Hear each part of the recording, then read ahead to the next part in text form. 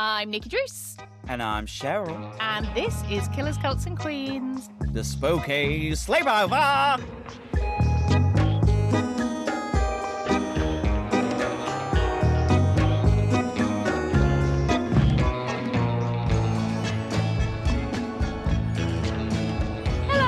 Welcome to Killers, Cults and Queens. It's time for a very sweaty, spooky sleepover. Yes, indeed. It's our weekly chat show where we catch up on this week's antics, discuss our rabbit holes of the week, and catch up with all you gorgeous divas. But first things first, our Nikki Druce, how are you?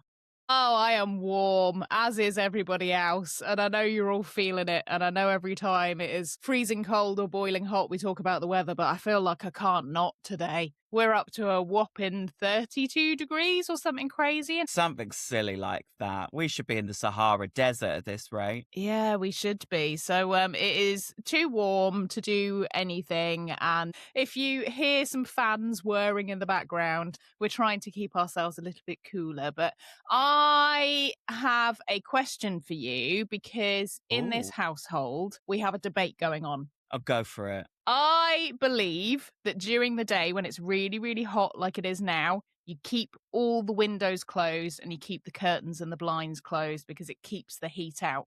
Whereas my lovely husband believes that you have the windows open and I think it lets the heat in. But he says it lets the air circulate. But I think it lets the hot air in. And I have just done a tiny experiment because I checked the thermostat. We had the windows closed all day and it was down to about 24, so not too bad. And then he opened the window in the back and it's rocketed up to about 26 and a half now. So I think I'm right, but what side of the coin do you sit on? I mean, I'm very lucky. In our house, we don't have much of like a sun trap. The only room that really is a sun trap is the front bedroom, which we are never using and operating in. Every other room is blocked by the sun. So I like to have the windows open and get free flowing air because we also are in quite a windy, gusty area. For my Essex experiences, I'm windows open, air circulating, but also 50,000 fans on and ruining the planet with a lot of electricity being used. I know, this is the thing, because I've been thinking about this. I'm like, is this a result of AI use? Is this what's happening now? Are the data centers using so much water and we're ending up with all of these problems because of it? I do wonder about it. But yeah, that's the thing that I think, oh no, and now I've got to put a fan on. So is that also going to contribute to global warming? But I'm too warm and I need the fan. So it's a dilemma, isn't it? Well, Nelly and Kelly said it best, dilemma. Nikki, I love you. And I need you. But no, I think at this current climate and current time, a little lecky fan to keep us cool is the least of the worries of the world right now. But I think my little shark fan next to me, blowing mist. Oh, you've got one of the posh misters. Oh, yes, indeed. Ooh. I mean, they sent it to me. But yes, nice. Indeed. Yeah, we have just a regular fan. And Neil likes to call it the air conditioning unit. And every time I have to say to him, it's not an air conditioning unit, it's just a tall fan. That's all it is. But I think because it looks quite fancy, he thinks it's an air conditioning unit. But it's not. It's just a fan. Just a fan. We do actually have air conditioning in our bedroom because we're in a townhouse top room and it is a necessity to survive the nights. I think temperatures actually spiked one evening to like 38 degrees in that room and I said absolutely not. Yeah, see, we have toyed with it because obviously we're getting our building work done at the moment. And fair play to our builders today. They were here up until 4 o'clock. They have done fantastically. And they've just kept going. I know, they've just kept going all day. Well, the thing is that these builders have got another job to do in a month.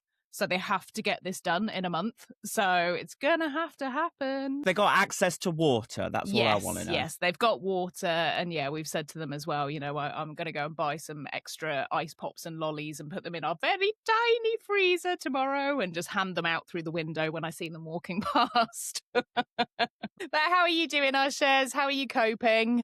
Do you know what? I will address the elephant in the room very quickly. Shezzy has a severe eye infection, but that is not the worst thing that has happened to me this week. I have had the journey from hell on Saturday getting back home after a gig.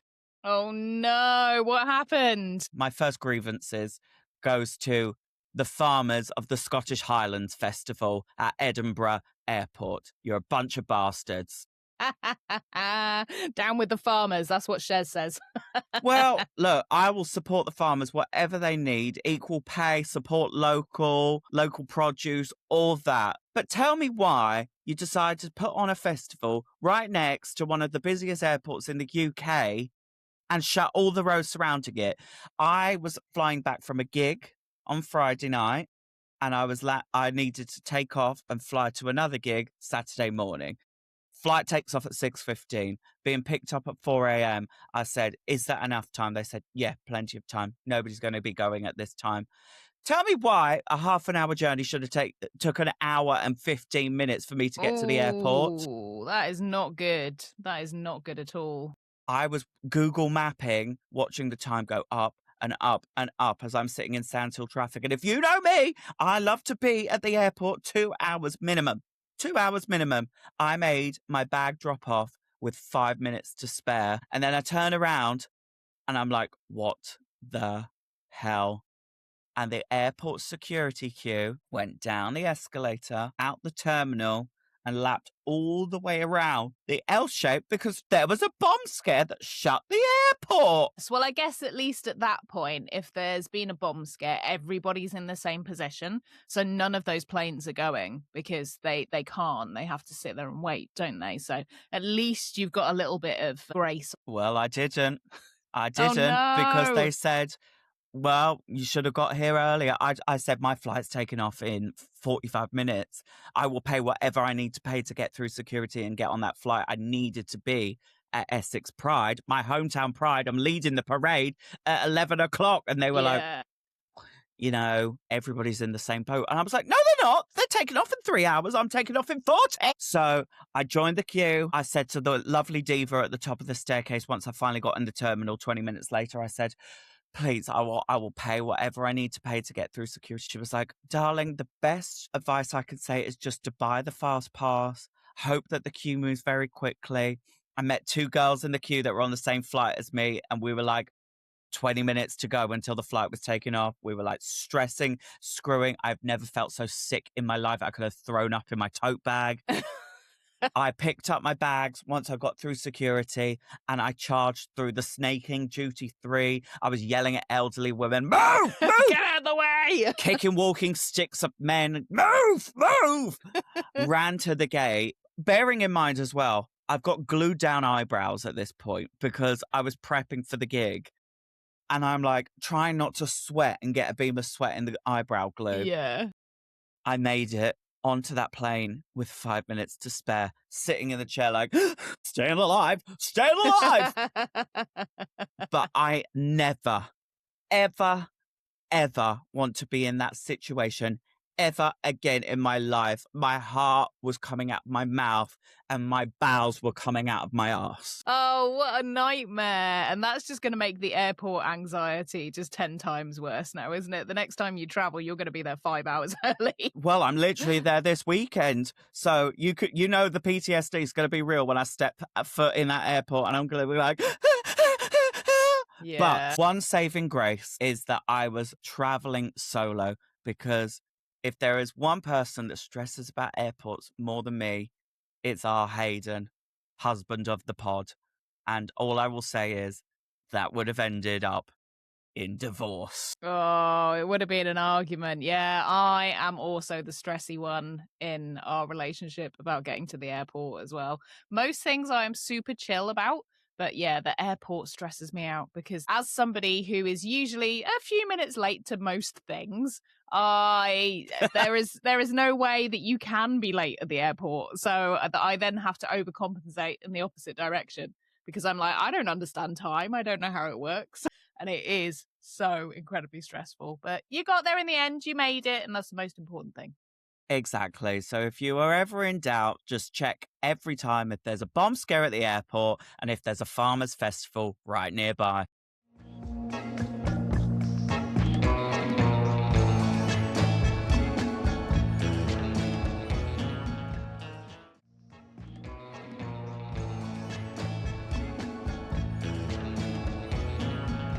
All right, divas, first things first, we want to apologize for no case this week. We had a real technical issue in the edit and we want to just apologize, but we're back to business, back to action as of Monday and Sunday for our Patreon listeners. But seeing as the weather is absolutely popping our pussies this week, one thing that has been on our Nikki Druce's mind is what? Ice cream! I scream, you scream, we We all all scream scream for ice for ice cream. cream! Yes, So, indeed. yes, I have been obsessed with ice cream, and whilst on my little holiday, so I went on my little holiday to Prague and went to a festival, which was lovely.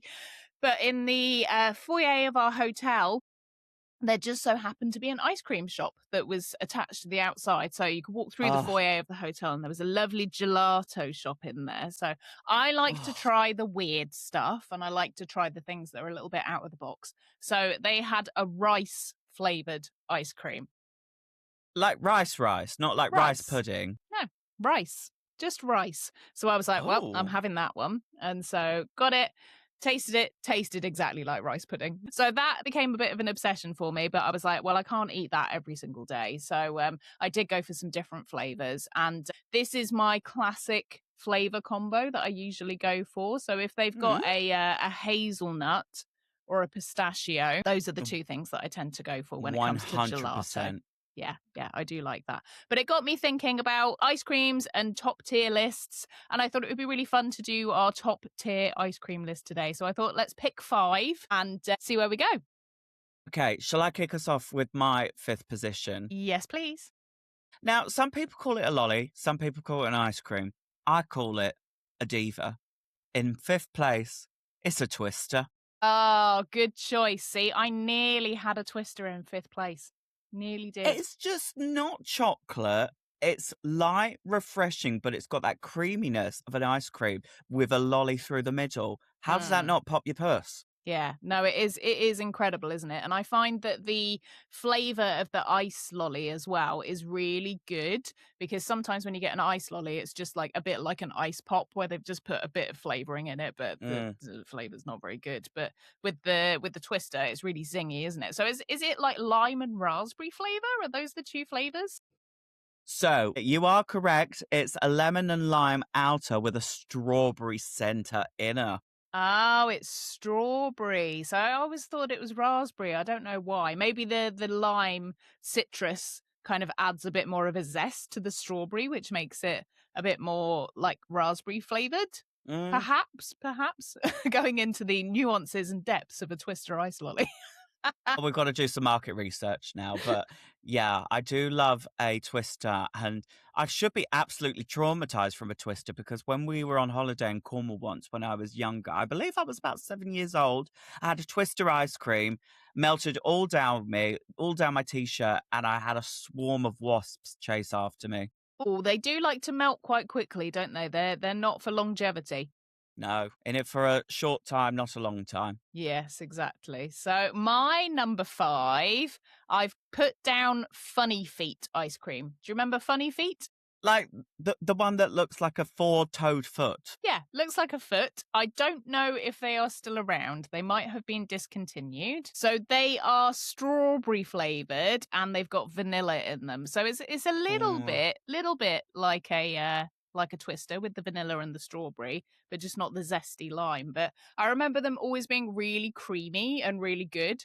And yeah, I just really like them. Really like Funny Feet. I think it's the nostalgia about them. Well, that's the thing. It's like we've all got a connection to a certain ice cream. And I think that's for me, for Twisters and a lot of mine in my list. I don't know why I thought they were bubblegum flavored. Maybe there was a special one. I think there That was a special one. Yeah, I think you're right. I remember there being a blue wrapper. here's to market research after this. But are you ready for my number 4? Yes, please. I'm going for a classic, a milk chocolate magnum. Oh, that is a classic. I can hear the crunch now. I had one literally on Sunday. We went to the park with my family. And then on the way back from the park, we popped into the corner shop. Then I said, I'll have a milk chocolate magnum. But I also love a milk chocolate magnum for the fact that Clifford in Spice World, the movie, offered it as a bribe to keep the girls from going on a break.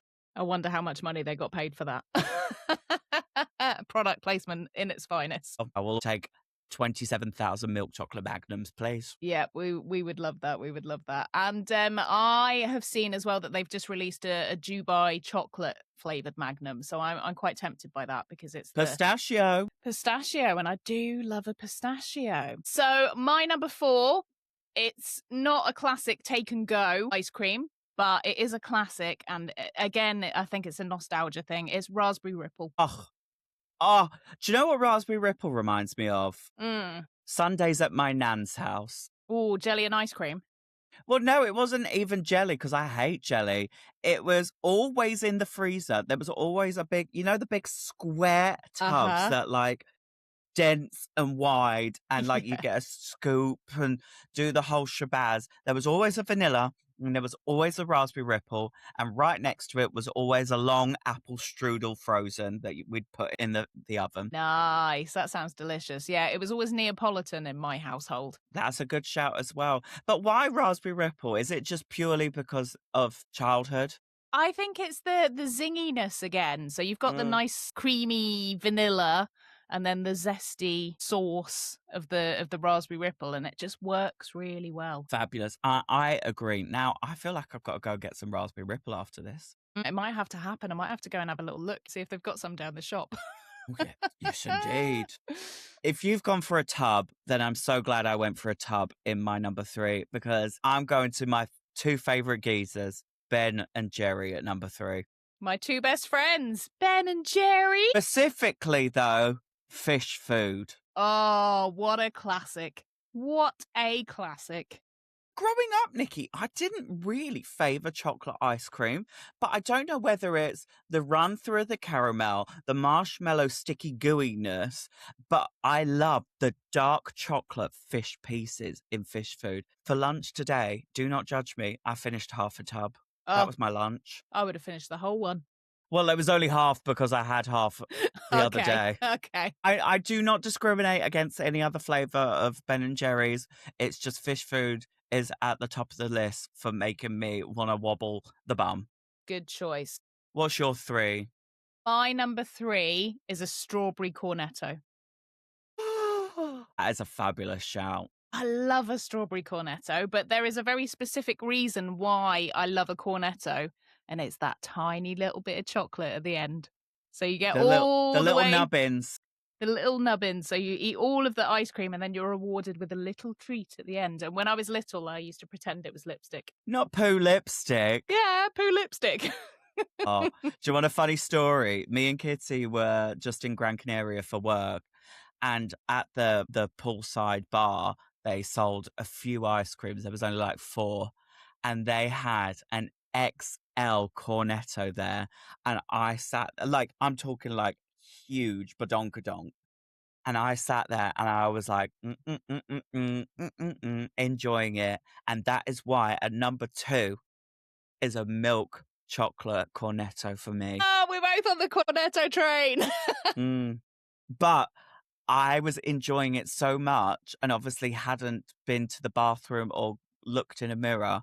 We get into the lift in the hotel to go upstairs, and I had chocolate all around my mouth for hours on end. And I said, Kitty, you didn't want to tell me I had cornetto all around my mouth. I was enjoying it that much. It looked like I was eating poo. Just being on the Marmite, that's all. Spoonfuls of it. That'll be the next bloody ice cream flavour you try, Marmite ice cream. Because M&S has got that deal with Marmite, haven't they? So I wonder if there might be a Marmite ice cream. It might happen. They do a Marmite caramel sauce, so you could put that on ice cream. Fingers crossed, M&S, if you're listening. Right, what's your number 2? So number 2 for me, very similar to one that you had earlier on in the list, it's a dark chocolate Magnum. Oh, okay. Like, still vanilla ice cream inner? Mm-hmm. Yeah, because I love the Magnum vanilla ice cream because it's so dense. Yeah. And it's just really, really good. And it holds up. It's robust, isn't it? It's a good vanilla ice cream. But yeah, I've noticed that a lot of these have a theme of vanilla. And I think vanilla's a really good flavour. If it's not broken, don't fix it, or whatever the saying is. Like, vanilla is the base. It is the core. It is what everything comes from. So I will take vanilla all day, every day. Call me vanilla for liking vanilla. Rack off, Drongos. But yes, so that is my number 2, a dark chocolate Magnum. You can't go wrong. You can't go wrong. Now, I'm seeing a bit of a pattern, and I have a feeling we're both going to have the same number 1. So, shall we say it at the same time and see if we come up with the same one? Go on then. 3, 2, 1. Mr. Mr. Whippy. Whippy. Oh, You can't beat it, can you? You can't beat it on a really hot day, and you hear the ding, ding, ding, ding, ding, ding, ding, ding, ding, ding, ding, ding. You're like, right, I'm straight out. I'm running after that ice cream van. I'm getting myself a Mr. Whippy. I haven't heard it yet, so I'm hoping we have dinner and then it's going round. I'm controversial. I will actually prefer a Mr. Whippy in a tub. Oh, okay. Is it because it gets a bit sticky?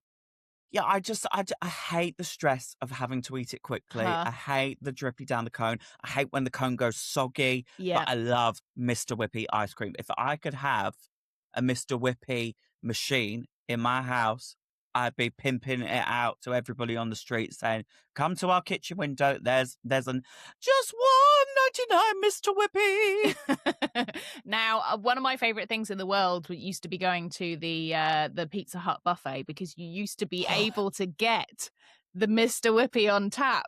And that would be your pudding. And they would have Smarties, all the different syrups and stuff that you could put on the top. And it was the best. But I'd already always stuffed myself completely with pizza. So at that point, I was like, I'll just have a little bit. But I should have just paid for it and just gone in and got them Mr. Whippy. That's the way I should have done it. Hey, shoulda, woulda, coulda. I will do anything for an ice cream after a meal. And Nikki witnessed last night as we went to dinner, because look, we do socialize outside this podcast. And I was just like, I need something sweet after. And there was a Mr. Whippy machine outside of where we had just had dinner. We were tempted. We were tempted, but we did treat ourselves to a tiramisu. Yeah, we did. And I love a tiramisu. Tiramisu is one of my favorite desserts. So yes, we shared a tiramisu. It was very intimate, very sweet, very nice. But we want to hear what your top 5 ice creams are, or even just your number 1s. What pops your puss, everybody? Let us know, because we are ice cream connoisseurs, and we will continue this conversation if needed.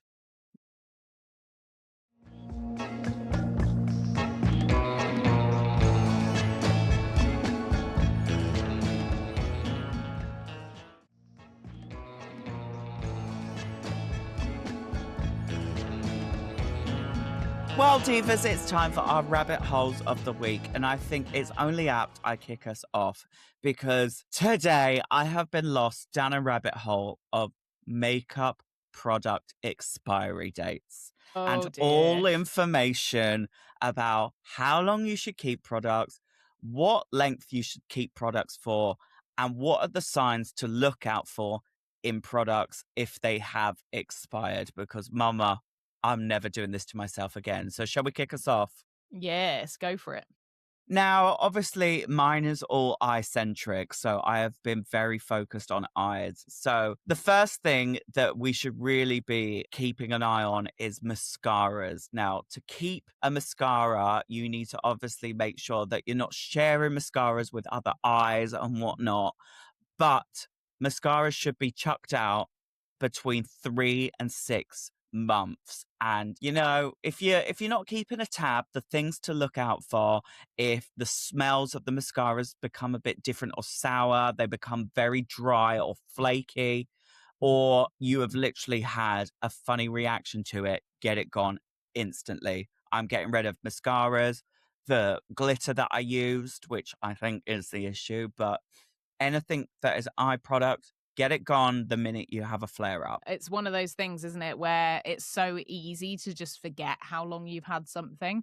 But there's something that I want to start doing with my clothes, and I think I should probably do it with my makeup as well, is just put a little sticker on there with the date of when you last wore it or when you last used it. And so then, you know, when you come back to it again, you're like, oh yeah, that's when I opened it, or that's when I last wore it. And I think that's a clever way to do things, because it's an easy way to clear out your closet, but it's also an easy way to clear out your makeup as well, because if you're not using it, just get Just get rid of it. Yeah. Well, liquid eyeliners as well are 3 to 6 months. And if they become dry or stringy or the color changes, get them gone. But pencil eyeliners do have a bit more of a shelf life. You can use them for 1 to 2 years. But if they become difficult to sharpen, get them gone. So moving on to your face. Foundations and liquid products like concealers, contours, and foundations that are liquid, they have a shelf life of 6 to 12 months. Now, if they begin to separate or don't mix well, the color changes or the texture actually becomes grainy, get them gone. But when it comes to cream products, they're about a 1 year category. So creams actually have a longer shelf life. But again, if they separate or become dry or mold even appears, like obviously don't use them, but get them gone. Beauty products such as sponges should be replaced either 1 to 3 months. And if you get a tear in your sponge, get it gone instantly. Yeah, I guess it's a bacteria thriving kind of ground, isn't it, for anything like that?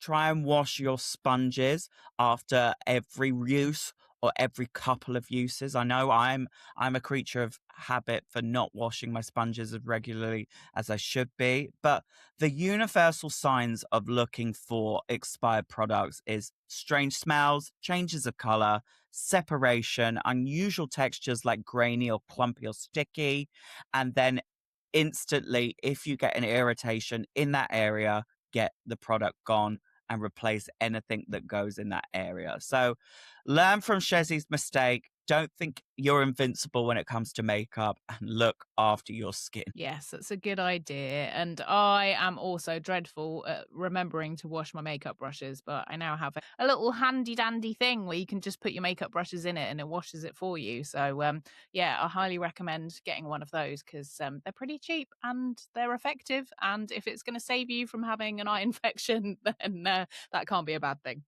Exactly. Well, Nikki Drews, what have you been lost down this week? Well, when it comes to hot weather, it makes me think of one thing, and that's going to the cinema and sitting in an air conditioned room. Oh, fabulous. So I've been thinking about the summer blockbusters and the highest grossing movies of all time and the most expensive movies of all time. But I wanted to know if the most expensive to make movies are also the highest grossing of all time. So I've done a little bit of research and a little bit of delving to see if that correlates. So shall we go from the bottom up on this? Sure.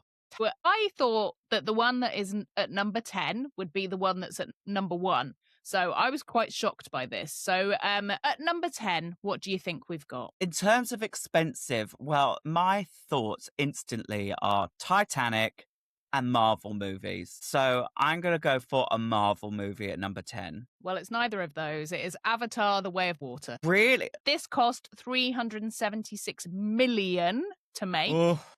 And it grossed 2.3 billion at the box office. So Not a bad profit. Yeah, so it did pretty well. The studio was pretty happy with that one. So then we're on to Marvels. So this one is one that I actually went to go and see in the cinema, and I'm not a Marvel person. So which Marvel character do you think I would go and sit and watch?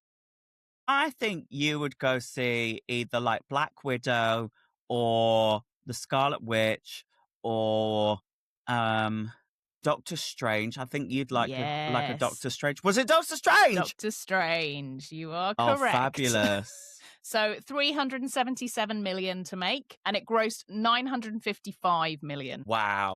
So not huge margins, but a decent amount when it comes to that kind of thing. I just think when you're making something that big, as long as you're in a profit, that's all that matters. Mm-hmm. And then at number 8, we have one of the Pirates of the Caribbean films. Which one would you guess? Curse of the Black Pearl. On Stranger Tides. Can't remember it. Don't know if I've seen it. I'm not going to lie. I know I'm probably going to ruffle a lot of feathers. I don't know which Pirates of the Caribbean is which, because they all just blur into one. There's Yeah. one with the boat upside down. There's one with all the skeletons that are like the pirates. There's one where they go down a funnel. I don't know which one's which. Yeah, I can't really remember. I think I remember the first one, but that's about it. And that one cost 379 million to make, and it grossed 1.4 billion in the box office. So not too bad, not too bad. And then we have one of the Fast and Furious films. So we have Fast X, which cost 379 million to make, but it grossed 714 million in the box office. Can't say I've ever watched a Fast and Furious film, and it doesn't tickle my pickle at all. I'm not interested. Tokyo Drift was a good one. Okay, I'll take your word for it. Yeah, you don't need to watch it. Yeah, I kind of feel like it's something I would watch on a plane just to pass the time. Yeah. I'm a firm believer in describing movies as it was good, but watch it on a plane. Like if you are trapped and you have nowhere to go and you've got 7 hours left on this flight, watch that movie because you will be focused on it. You'll enjoy it. But if you're watching it in your living room, your phone will be out in a second. Yeah, exactly. That's the thing, isn't it? And then at number 6, we have another Marvel movie. Which one do you think this is? It's not one I've seen. I'm gonna say it's probably the Avengers 2. Avengers Endgame. Avengers Endgame? I thought that was going to be like number 2. Nope. So 400 million to make, which I'm quite surprised at. I thought it would have been a bit more than that, but 400 million to make, and it grossed 2.7 billion at the box office. Well, okay, Nikki Drews, I know you love a movie. I genuinely implore you to watch the Avengers series. See, now this is the thing. Do I need to know everything about all the other like factions that lead into it, or can I just go for the Avengers? We're going to have a side chat with Hayden. We're going to FaceTime you and we're going to have a side chat because he's going to tell you one thing. I'm going to tell you another, but we're going to have a happy medium in the middle. Okay. We'll work it out. Yes. But I literally sat in the cinema and like normally I hate 3-hour movies, but I sat in that cinema like this for the 3 hours. Having the best time. Okay. Well, that's it's good. Fabulous. Okay. All right. Well, maybe I'll do it. And then number 5, we're now getting into a theme. So this is basically from number 5 to number 1 is different versions of things in the same universe, and it's not the Marvel universe. So what do you think we have at number 5? I'm going to say like a James Bond, maybe? No, it's another franchise. Huge franchise. Star Wars. Yes, Star Wars. So basically now we're alternating. There's 3 Star Wars films in the top 5, and then there's 2 other types of films. So but they're both from the same franchise. So Star Wars The Last Jedi, 417 million and grossed 1.3 billion. Then we're moving up to number 4. So number 4, again, there's been several different films in this franchise. Is it a Harry Potter? No, it's not. Oh, bloody movies have a bloody franchise. That's not James Bond. Oh, go for it, Nikki Drews. You've been on the ride at Universal. Fast and Furious. Jurassic Park. Yes. Jurassic Park. So Jurassic World, Fallen Kingdom, 432 million to make and grossed 1.3 billion. Then on to number 3, we have Star Wars, The Rise of Skywalker, which was 490 million to make and 1.7 billion grossed. Apparently that was a bit of a disappointment in the box office. So there you go. And then the whole series was a disappointment in the last 3, but anyway. And then battling out for the top 2 positions, we have a Star Wars and a Jurassic World. But which way round do you think they are? I think it's Jurassic World in number 2 and Star Wars at number 1. Well, you would be wrong because really it is Star Wars The Force Awakens at number 2, which cost 638.9 million to make. For what? I know, and it grossed 2.7 billion in the box office, which apparently is a mega hit, so that sounds about right. And then we have Jurassic World Dominion. Haven't seen it. I did enjoy it. Which one is Dominion? Who's that got in it?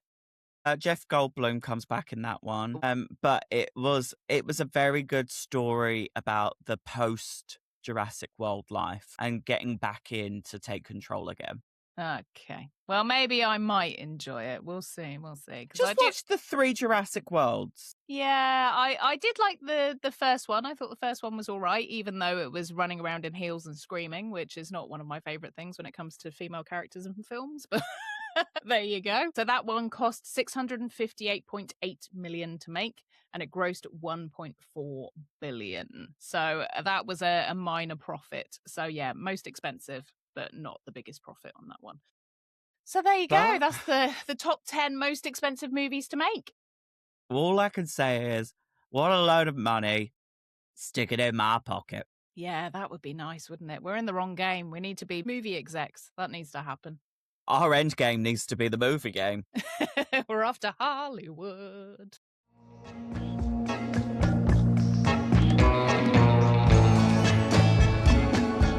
Well, that's all for now, divas. Remember, you can get in touch on Instagram at Killers Cults Queens, and come and see us over on YouTube at Killers Cults Queens, where we're now publishing our episodes in video format every week. And if you want to get your episodes ad-free and a day early, then make sure you join us over on Patreon at patreon.com/Killers Cults Queens. And if you've got a bit more to say, or you want to suggest a topic for a future episode, then please email us at killerscultsqueens@gmail.com. And don't forget to join in the conversation on our Spotify and YouTube comments too. We really do read every single one. And whilst you're there, why don't you give us a little 5-star review or a thumbs up? It really does make a difference, and we'd love you for it. See you next time, and don't be a killer or join a cult. Just spend $600 million on a movie. Goodbye. Goodbye. Wow.